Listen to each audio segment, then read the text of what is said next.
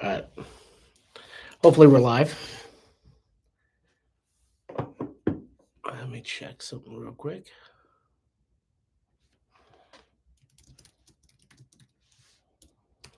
Little mic check.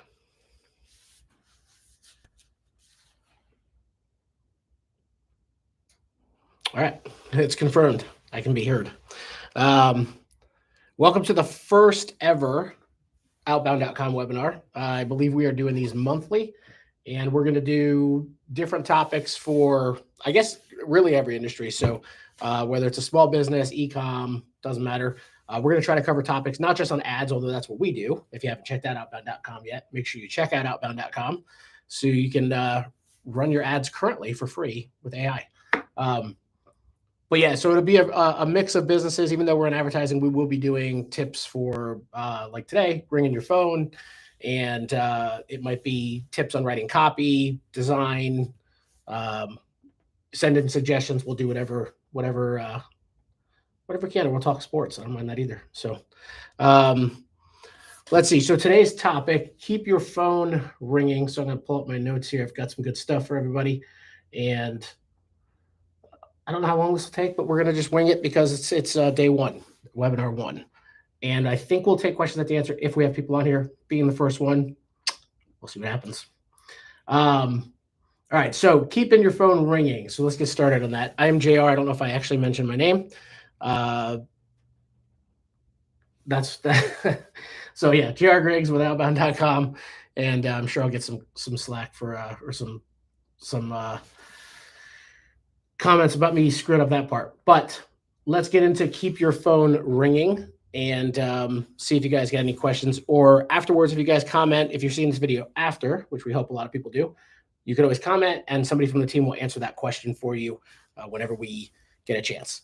So step one, unfortunately, a lot of these tips are going to be the same as if you were in any business, which happens a lot for, the things that will, because these are the basic things. And a lot of times the basics, as much as I wish it sounded, greater, revolutionary, a lot of times the basics in running a business are just the same no matter what channel you're on.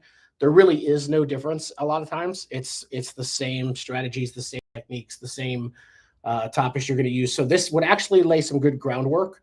Although we're talking about phones ringing, which really lends towards more small businesses, service businesses, things of that nature.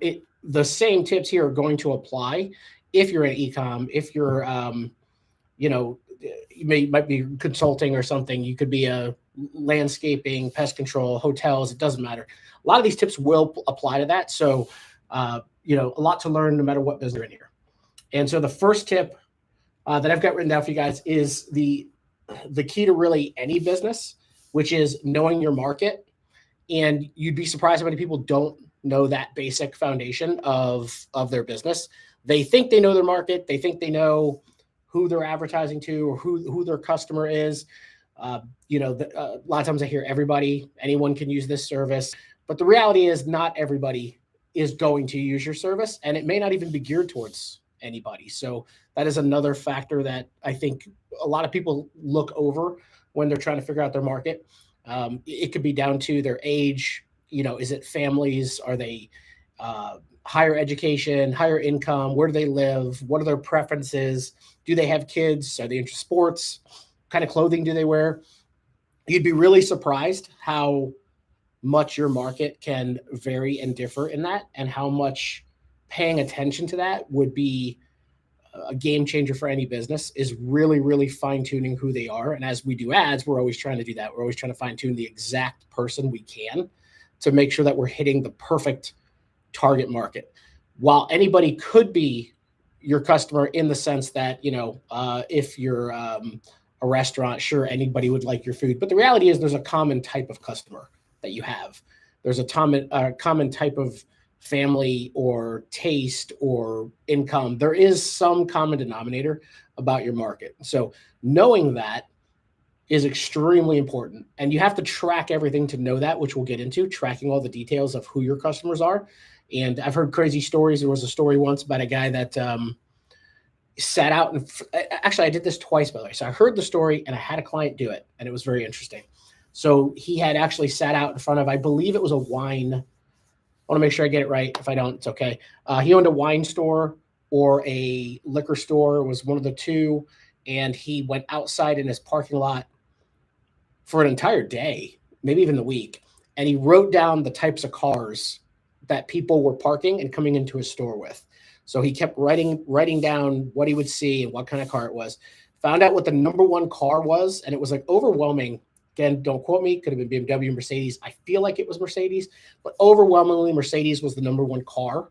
And so he actually started advertising anywhere he could in a Mercedes platform, and traffic increased. So his business increased from that because he, for whatever reason it is, his target market seemed to drive Mercedes. And so that may seem finite and who cares what kind of car they drive, but those little things are very important when you're trying to figure out who you're supposed to advertise to, who you're supposed to talk to. It changes everything about your marketing. There could be a Mercedes conference and it might be weird that there's a wine store there, but it works, right? So if that's your market, it must be the income level, maybe the taste they have.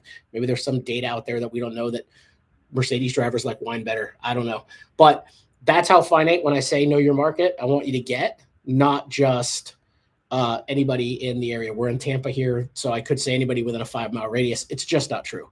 There's going to be a percentage of the market, and they're going to have some qualities that are all similar among them that make them your customer, and in some way play into how they engage with your business, or whether they're a purchase or not, or tire kickers, etc. So that is a huge thing. And then the next step would be, we're going to build our message around that market. So we are going to be talking to that market. If we know that we're highly targeting families, we want to talk as if we're talking to families. We want all our messaging to be as if we're talking to families. That's how we're going to design our flyers, our signs, our vehicles, our ads, social media posts. You're going to target it towards that. And it could be the simplest thing. You may think, okay, it's not, how do I change? I am a service business, and the fact that it is moms with kids who are the primary person who contact me, how could I possibly change my messaging to make them call me more? So that's a simple process of, you're talking to moms. It not only changes how your messaging is, I would argue it changes how your business operates, right? If a lot of moms with kids are coming into your store, you better have clean bathrooms, right? You better be careful when you're going to their home. I know my wife doesn't want plumbers tracking dirty shoes through the house. I get it. There's nothing we can do about it. But if you threw on a pair of the booties on the shoes, you certainly increase the how happy that customer is, who's worried about their carpets, who's worried about their house, the extra precautions you take in the house. That's going to have them calling you back. That's going to have them telling their neighbors. That's going to have them recommending you to anybody who needs your service, because you realize that's important to them. Now, if your average customer is a college dude in a dorm, and maybe they don't care, it's not going to be as effective for them. So it can change your messaging. It can change how you operate your business. It can change the colors you use on your website. It could change the colors you use on your signs. There's a lot of factors to that. So that's why we want to know our market, build our message, build our entire marketing service, how we run, how our salesmen handle talking to them, how our estimators are, understanding their problems, their needs, their concerns. When I sold cars, if I was selling to a mom with kids, I focused on the safety features of the car. I focused on how much space there was for the kids. I focused on how the latch system worked, and how much trunk space there was, because I was selling to a customer who had a certain interest. So very, very important. Now, if it's a guy, I may not be as big on that. We may talk about other features, but how sleek things look, how many gadgets are in there, how the DVD player works, etc. You've really got to understand who you're talking to get them to call, and to get them to keep calling, and to tell people to call. Next step is we're going to choose our channels around that market and message, right? So we now know the market, we know the target, we know who we're going after. We need to know the message we're going to send to that market. And now we need to know what channel gets us that message, right? So if we're trying to say a certain thing or impress upon somebody a certain thing, only certain channels will do that. Although we should be using every channel, as many channels as we can, which we'll get into. you really want to focus on how do I get my message across? What's the best channel for that? Maybe it's not radio. Maybe it's not TV. Maybe it's not Google. Maybe it's not LinkedIn. It could be a specific channel that we're trying to reach them at, and whatever allows us to deliver that message the best, right? If we're trying to showcase a product, obviously we want videos. Maybe imagery is not so good, or maybe imagery is good because they want to see pictures of you in the house, clean shoes, wearing gloves, professional care. It's somebody that looks professional showing up. All those things can matter to how you're going to choose your channels. So that's the basics. And I'm going to say that because that is going to be true for every single thing. There'll be a few more things here that are true, but that is going to be true for every single business. I don't care who you are or what you're selling. Those things are going to be crucially important to start with. If you don't have that foundation set up, you're probably wasting your breath out there trying to advertise, trying to find customers, because you don't know what you're saying, you don't know who you're saying it to, and you don't know how to say it to them. So we need to get those things out of the way first to get your phones ringing. And then we're going to talk about dig into some really deep topics here on how to do even more with that, and some mistakes that I see businesses make a lot. I've been consulting businesses for 15 years. I've heard every excuse. I've seen every mistake. I've seen them. They all tell me the same thing. And so you'll hear that a lot in these webinars, the things that I hear a lot from business owners, why their business is so different, why what I'm saying doesn't apply to them, why they disagree, or they have this other method. Look, these things work. And if you get the basics right, you'd be really surprised how well you can do with just the basics. There's no magic strategies to a lot of things. I'm going to cover a few here that I think are interesting, but the reality is if you get the basics right, you have a much better chance of succeeding. So now that we know the message, we know the market, we know what channels, the biggest mistake I'm going to tell you I see with a lot of businesses is they have one channel. It's very common. Back when I first started, it was usually embarrassingly the phone book. That was, I've met plenty of businesses that, where are you advertising? Well, I'm in the phone book. I'm in the Yellow Pages. I have an ad in there. And it's hard to say right now. Last time I used the Yellow Pages was to prop up my monitor. But at the time I was talking to business owners who were using the Yellow Pages and swearing that this is the only thing they've got. It's the only thing they need. And I used to ask them, like, well, how do you know that's what's making the phone ring? Well, the phone rings. Well, do you ask them where they came from? How do you know it's the Yellow Pages? How do you know that's what it was? And it wasn't a truck, it wasn't a sign, it wasn't a referral. And they weren't asking, which is another big tip. If you're a service business and you're getting phone calls, ask where they heard of you. It's a simple thing. It's quick. Most people will answer it, and you can jot that down. It's pretty important to know that channel is working. So the biggest problem with relying on one channel is there are already other channels that you could be using, but you're already missing business in that. But here's the other big thing, right? As I just mentioned, the last time I used the Yellow Pages was to hold up my monitor. So if your entire business was run on the Yellow Pages in the past, you're hurting right now. And some of those businesses never recovered. They just never bounced back. They never found a way to go digital. They never figured it out from there. And probably because they didn't know the market. Again, they didn't know anything. They were just adding in the Yellow Pages. They paid money. They got that. That's it. That's all they do. So when we think of marketing, I want you to picture a structure, a building. Jay Abraham was one of the first to, I think, coin this phrase of the Parthenon strategy of holding up a building with lots of columns, right? So every column is a marketing channel. Every column is a channel that you can get customers from. That is how a properly run business looks. You're putting a roof on top of 10 columns. It's a pretty strong roof. And the reality is, if you were to kick out one of those columns, that roof's still up there. You can kick out 2, 3, 4. It's still going to be up there. It's not going to fall down. It may not be as strong as it was, but it's not going to fall down. If you have one column holding up your roof, that's it. That one column goes down, you're done. You're out of business. There's no, and I've seen this so many times. I've seen people who their sole purpose.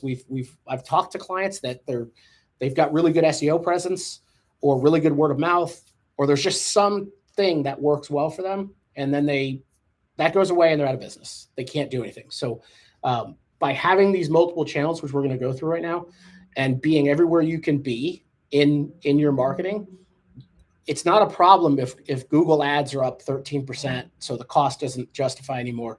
It's not a problem if SEO, Google releases an update and your SEO stops working and you've got to recover. Well, now you're out of business, or a partnership fails. Now you're out of business. So these are very critical things that will literally make or break your business, is having these columns in place and making sure you're using as many channels as possible. And to do that, we want to track everything, which is my next step here. Track every single channel, make sure you know what's working so you know where to feed it, right? So you've got your 10 columns, you still got a budget. How much attention do you put into these 10 columns? How much money do you put in these 10 columns? Search, ads, referrals. There are still magazines, by the way, that are effective. So I laugh at the Yellow Pages, but there are still magazines that are very effective for service businesses. There are home magazines. There are some businesses do really well in Valpak still. So it's still very successful for some businesses, usually the smaller repair type services, things like that. I don't see high-end working in there too much, but low-end quick services tend to work with discounts. So, but if you're not tracking Valpak, let's say, and you're using it, you're not tracking to make sure that these sales are coming through there, how do you know to put more into it, to double down on it, to add another county, to try another version of that, to try another piece of direct mail? You won't know because you're not tracking it. So by asking those questions or putting a discount code in Valpak that's specific to Valpak, so that if it's a website, they're entering that. If it's a code they have to mention when they call in, you automatically know they came from Valpak, or a direct mail piece, the home mag, something along those lines. We try to stagger them and even use different phone numbers in each one. So that's another way to do this, which I highly recommend, having a full call tracking system set up in your entire company with multiple phone numbers that you use in different things.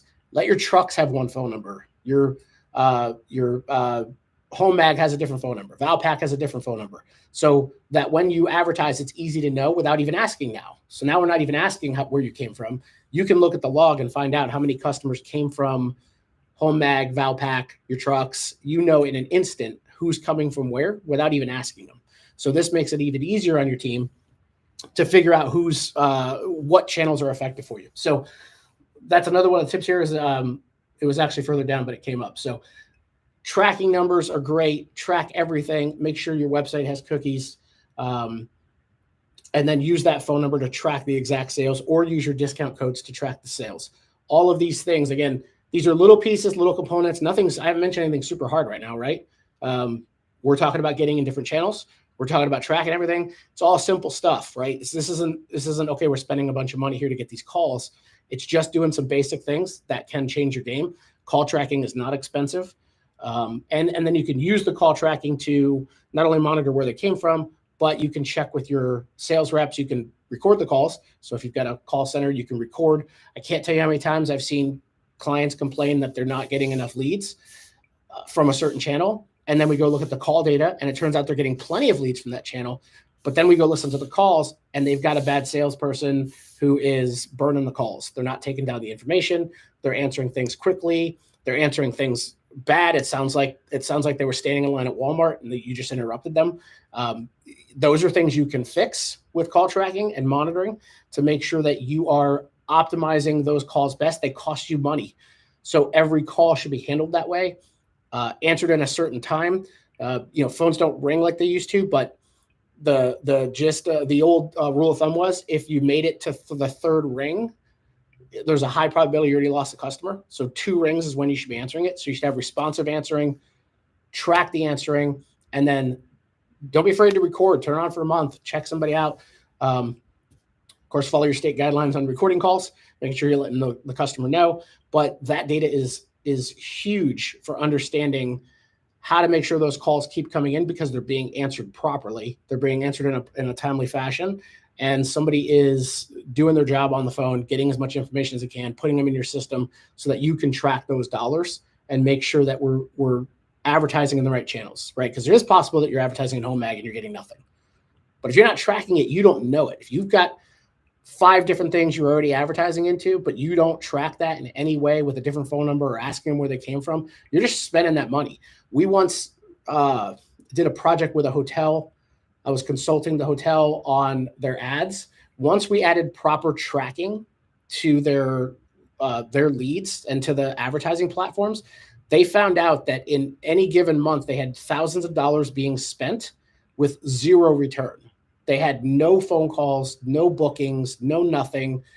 And they didn't know it until we implemented proper tracking by changing up how we track when they come into the booking, asking where they called from, using certain offers and certain print material or certain events they were doing. So thousands were saved there. And then you take that thousands and we're able to shift it to now what was working. We could see which organization or which material, which print media they were using was actually working. And we shifted, we made the ad bigger.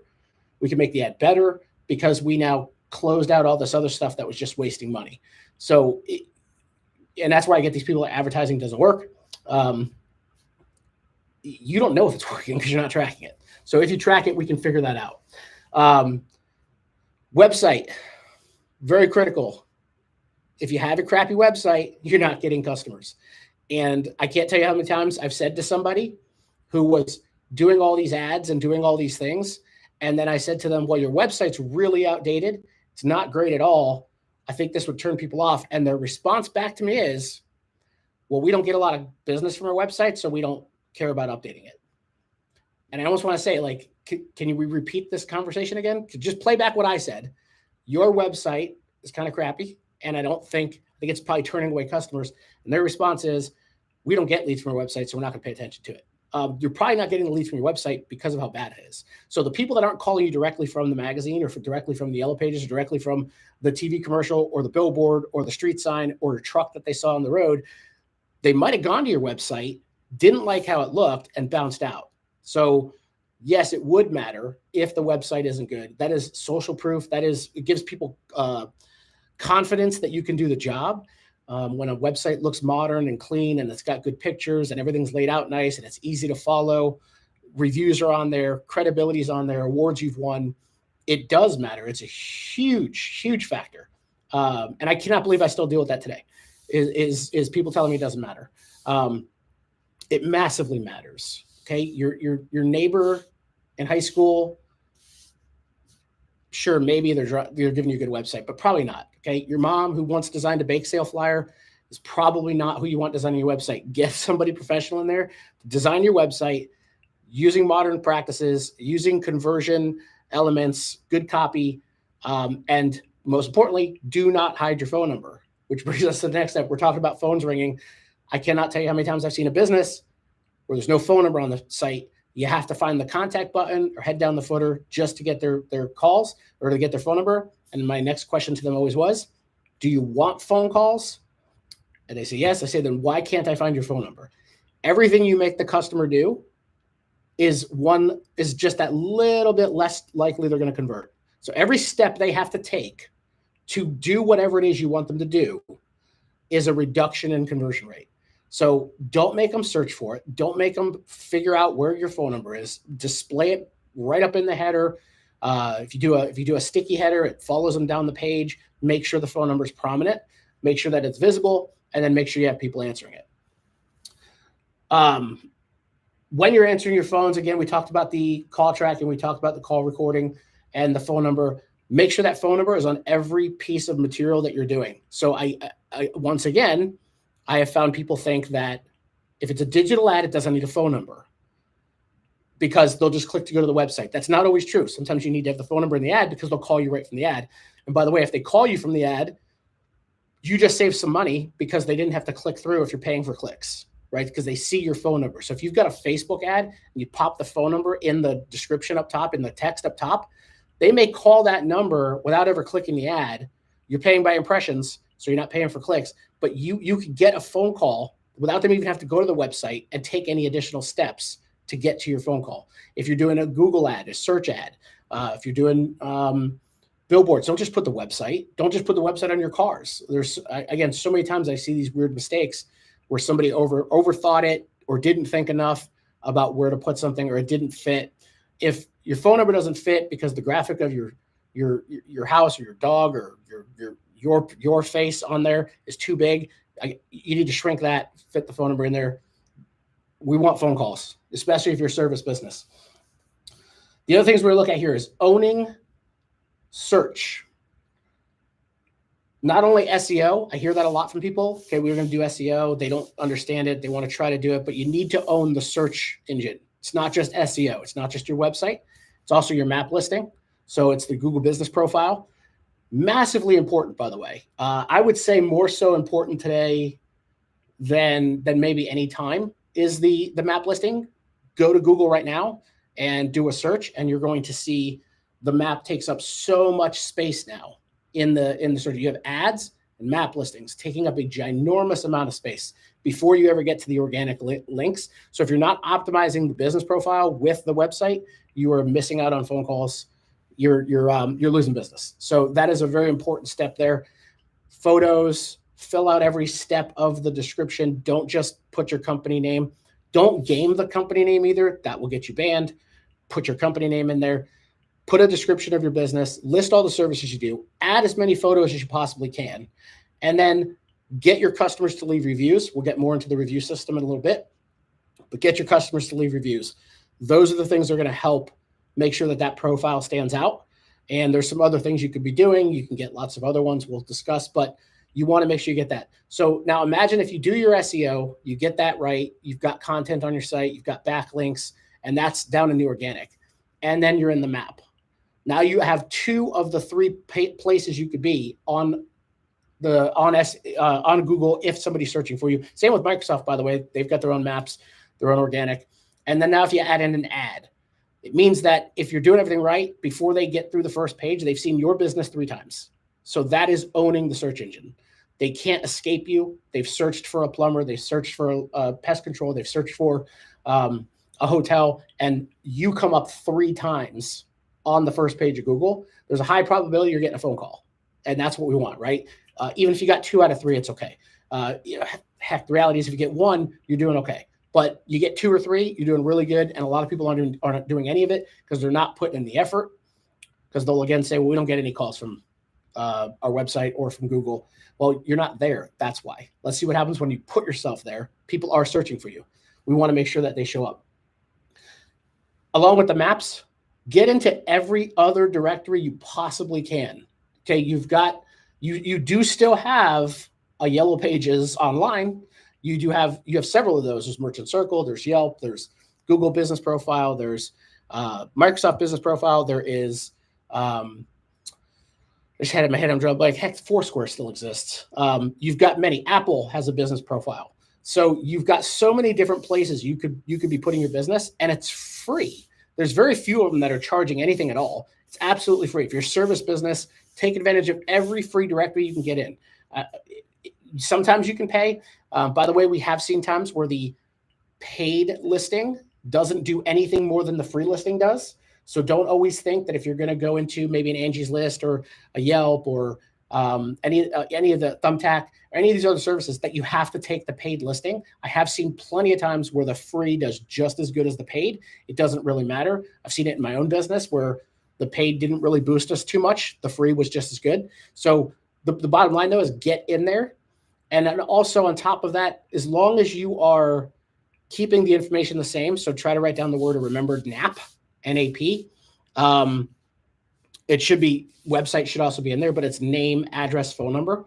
You want your name, address, and phone number to be the exact same on all the directories you're in, and those boost your business profile. So with a website, you need backlinks. With Google Business Profile, you need citations. You need directories. So there are 400, 500 different directories you could be in, but they all have to have the same name, address, and phone number. Those are the 3 things that Google tends to look for. And I would make sure the website is the same as well. But those are the 3 things Google uses. So every time you have a business profile and they go to Yelp, they see the same name, address, phone number. They go to Foursquare, they see it. They go to Yellow Pages, they see it. They go to Angie's List, they see it. It links it back to you, and it tells Google this profile is legit. This profile is worth showing.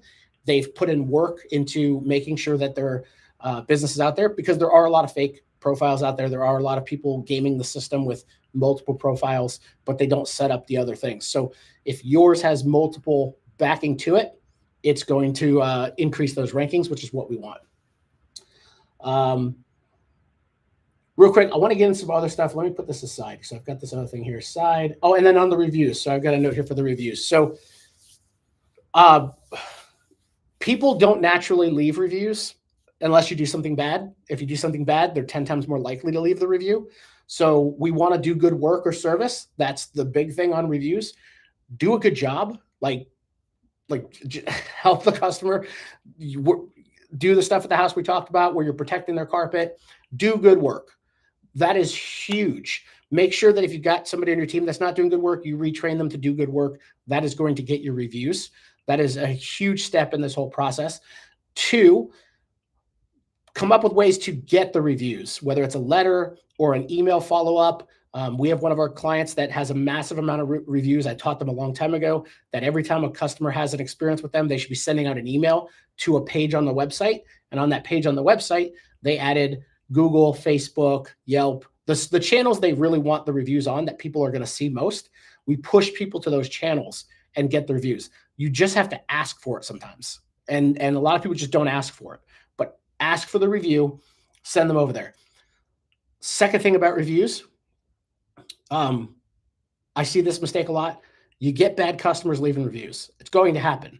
There are people who you're going to disagree with. The customer is not always right. We all know that as business owners. They're not always right. So when they leave that bad review, very important, aside from responding to all the good reviews, when you're responding to the bad ones, and I've had a few clients that just don't want to listen to this, but when you respond to the bad review, you are not responding to that person. You are setting an example for the next person. So don't ever respond to a negative review with, getting into a, arguing debate with that person. It shines badly on you no matter what. You don't win that. You don't win that debate. Try to think of the next person reading it and what they're going to think about your business and what's going to happen if there's a problem and how you'll handle it. That's a huge, huge mistake people make, is getting into arguments with the reviews. Just don't do it. Politely think about the next person that's going to see it. I've had a few clients not listen, and what they wrote was funny.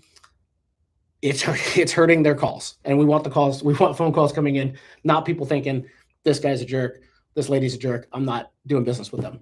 So do good work, push reviews hard, and respond politely to the bad reviews.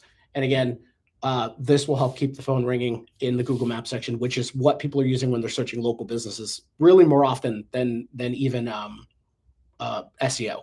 So very, very important. Social media. If you're a service business, you're probably already thinking it. I hear it a lot. Nobody cares about my lawn company on social media. You might be right. Pest control, you may be right. The two things I would say to do, the thing I would say to do to make them care is create better content is one thing. I do not think, by the way, that a lot of people go to Facebook to figure out where they're going to get their pest control from or who's going to cut their grass. That's true. But we do want to have engaging social media pages where they can learn more about you. That's the key to social media. So a lot of times in service businesses, social media doesn't generate leads. It takes the leads that you've already generated, and when they're researching you, it convinces them that you're the business they want to do business with, and so they call you.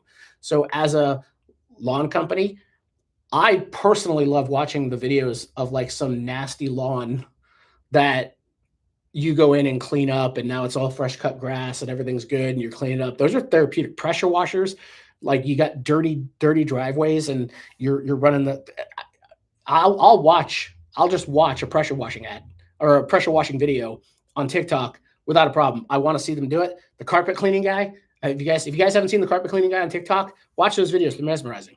Dude's just taking the worst nasty carpet I'm pretty sure he pulled out of the dump, and he makes it look brand new. It's therapeutic watching it. It's mesmerizing watching what he does. I can't wait to see how the carpet looks when it's clean. That's cool content. Are people searching for it and then calling him? Probably not. But is he growing in awareness? If you're anywhere near there, the guy's famous now. I think he's in Colorado, if I'm not mistaken.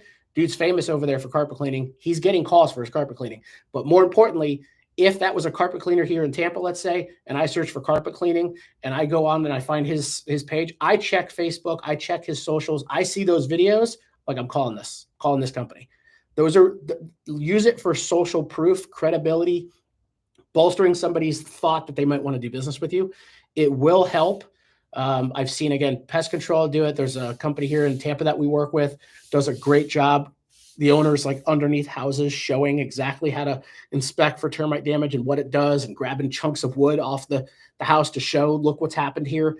Those are very interesting content. And by the way, that content got him in the news several times because they were searching for an expert on termites, as we have that a lot here.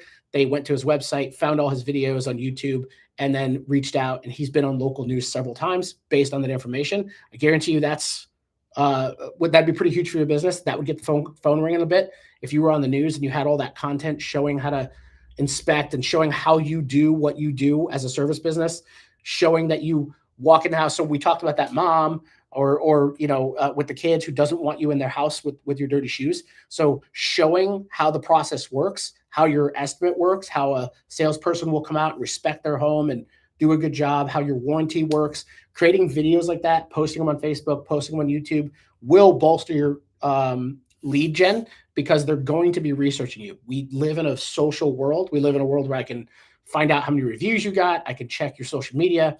I can see if you're a good company, if you're a good boss, because you got birthdays on there and you're celebrating people. Imagine you got an employee that's been there 20 years and you're doing a big celebration for them because they've been with the company so long.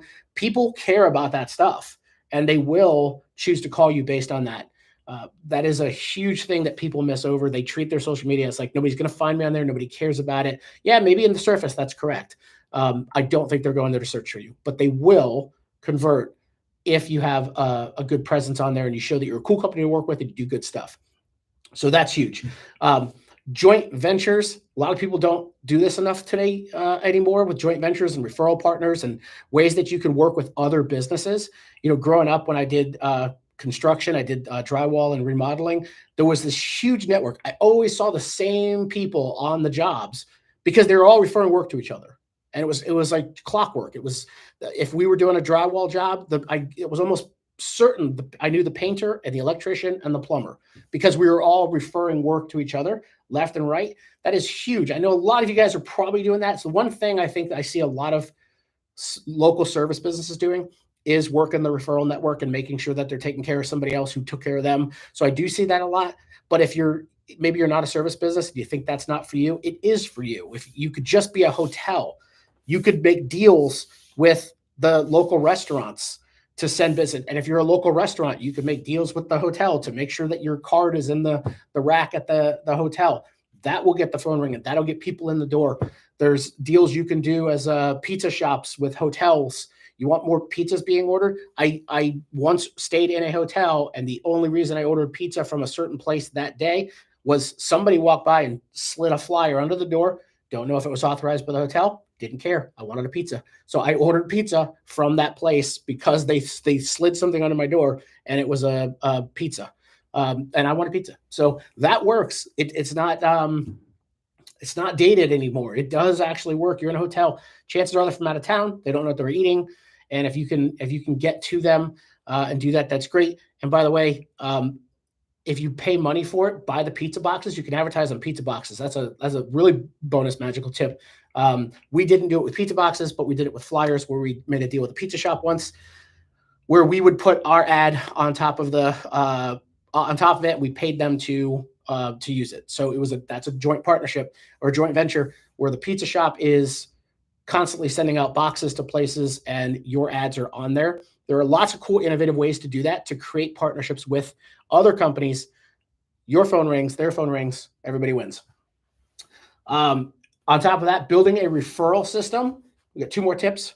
We're at 39 minutes. I think I'm doing good. Building a referral system. Referrals aren't easy to get, and in some businesses they seem near impossible, but a lot of this stuff is about the long-term game and little micro adjustments, right? It doesn't have to be a huge win, because some of these things are cheap and free. I don't think I've mentioned paying for anything. I mentioned ads. I mentioned maybe paying for some little flyers. Most of this stuff is just cheap stuff, right? Like putting your phone number on your trucks. It's not super expensive to do that. It's not super expensive to make sure that you've got your phone number prominent in places. So we're not talking about spending a lot of money. That's the crazy part here. The ads are the only thing that's going to cost you, and you're going to have plenty of money to spend on ads because you're doing all this other stuff I'm telling you to do. So you're going to be fine on that. The referral system can be difficult, but you want to entice customers to send in referrals. We've had companies we set up with service businesses where we gave out a $5, we gave out a gift card if they just sent back in a list of their friends they thought could use their service. And so we've done that. Just recommend some friends to us. We'll send you a gift card to Starbucks or something. So there are ways to do that. Referral systems are not, again, the easiest thing to build. There's a great book called The Referral Engine that's worth read if you're looking to build up your referral network. But part of that is the not just those relationships with the businesses, but you've got to have relationships with the customers. Stay on top of their mind. Get them on a newsletter. Get them on a mailer. Do things for them. Show up at events. These will help build up your referrals because a lot of referrals are going to come from just doing good work. And there's a lot of businesses that are heavily reliant on it. You know, real estate's a great one. I just bought a house and I never searched for a real estate agent.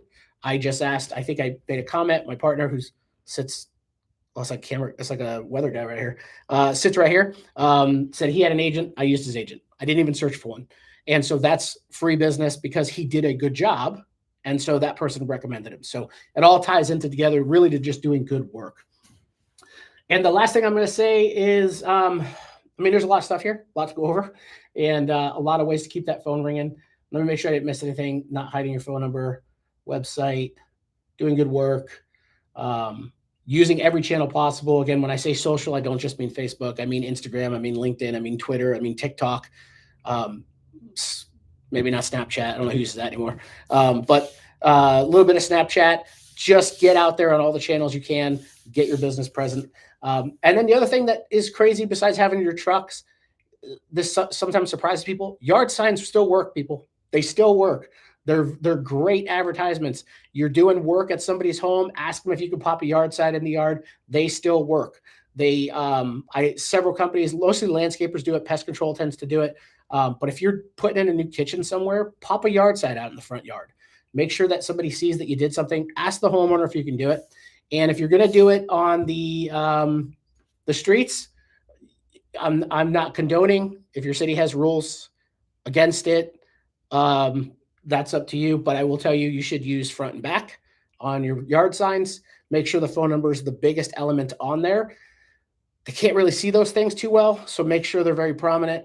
And then you use both sides. And the reason you want to use both sides is because sometimes people will steal them because one side's blank, so you can reuse it. They can draw something on it. People standing on the road with a sign can take your sign and use it because you left the back blank. Use both sides. It's a little bit of extra money, and it stops from getting stolen. This is not legal advice, but if you are putting them out in the streets and your city keeps cleaning them up, do it on a Friday night. City workers are done working for the day and they're not going to pick them up on the weekend. So there's tips to get around that. And then the biggest tip I'll give you on putting out yard signs is go on Google Maps, check your service area, and find the busiest corners for traffic. It shows you right on there. There's traffic maps on Google. Find the areas in red and you put them on that corner. If you've consulted with your legal counsel, and outbound.com is not responsible for that statement, but if you put out yard signs, do it on a busy corner. And by the way, that works for bus benches or any other kind of signage you're doing. Put it on a busy corner and use Google Maps to find the busy corner. That'll get your phone ringing. And we are at almost 45 minutes, so I did pretty good running through this list. I don't think I missed anything. We don't have many people on, but I would take questions if anybody had any. And if you are watching this after, then post in the comments and somebody from our team will answer any question you have. And if we don't have any questions today, we will wrap it up and make sure I didn't miss anything. But yeah, I do want to say, if you could do all of this, I think it's important to mention too that the little 5% and 10% are huge. They really do add up. If you can get 10 channels increasing your business, just 10%, it's 100% return over there. And really it's more than that because it compounds as the 10% grows. So if you can do all of these little things, you'd be surprised how much a little tweak and a little nudge in certain these areas and doing some of these steps. And I personally don't feel like I've said anything here that's super expensive or super intensive on labor for your team or for anybody to do. These are pretty simple things that I think would drastically improve your business. Well, I don't think, I know, because I've actually implemented these things with clients. I've implemented these things with business. I've implemented these with my own business, and they all move the needle just a little bit. And what tends to happen is you'll do one of these and you'll see a little bump or maybe not much at all. You give up because you think, okay, it didn't work. But that little bump times 20 turns into a nice increase. It doesn't matter. And they grow from there because you learn, because what are we doing? We're tracking every single lead. We know where they came from. And now you know what to put more effort into. You know if the yard signs are working. You know if the trucks are working. You know if the billboards. And then you start dropping off the ones that absolutely are not working. They're not resulting in anything. And anything you do. And by the way, if you do anything to get your phone ringing and it's getting leads, it's free. It's very important. It's free. It doesn't cost you a dime to spend $100 and get $500 back in return. It's like an ATM machine. If you popped 100 in to spit out $500, you would not budget. There is no budget. Get budget out of your mind. If it's working and it's returning, keep doing it. So we'll see you on the next one. I probably should have wrote down what the next one is. I don't have that, but you'll see an email. You'll see a post for it. We'll see you in, I believe, a month for the next webinar. Comment if you got any questions, and we'll answer them.